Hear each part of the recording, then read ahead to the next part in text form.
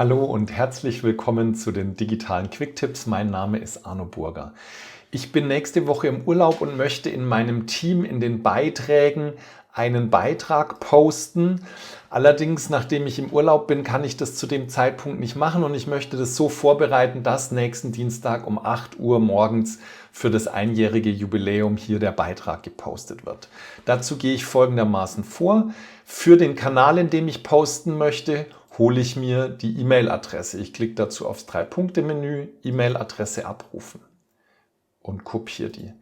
Dann wechsle ich zu Outlook. Hier ist wichtig, ich brauche jetzt Outlook im Web, weil die Web-App in der Lage ist, die E-Mail auch zu verschicken, wenn ich Outlook nicht offen habe. Bei der Desktop-App müsste Outlook offen sein.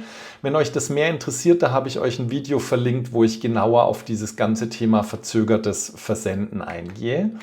Und in der Web-App kann ich jetzt hier unter an über einen Rechtsklick zum Beispiel und den Befehl einfügen oder auch Steuerung V die E-Mail-Adresse meines Teams einfügen. Ich habe das schon vorbereitet und jetzt klicke ich hier unten beim Senden auf den Listenpfeil, wähle Später senden, wähle eine benutzerdefinierte Zeit, nämlich nächsten Dienstag um 8 Uhr, klick auf Senden und damit ist die E-Mail jetzt hier in den Entwürfen und vorbereitet zum Versand am 15.03. um 8 Uhr.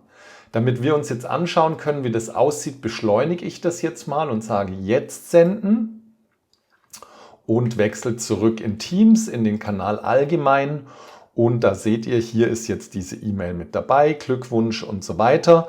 Und ich kann diese E-Mail jetzt hier über ursprüngliche E-Mail anzeigen, auch aufmachen. Ich bestätige dann hier mit OK und damit geht die auf und könnte hier auch beantwortet werden. Allerdings die Antwort landet dann nicht in meinem Kanal in Teams.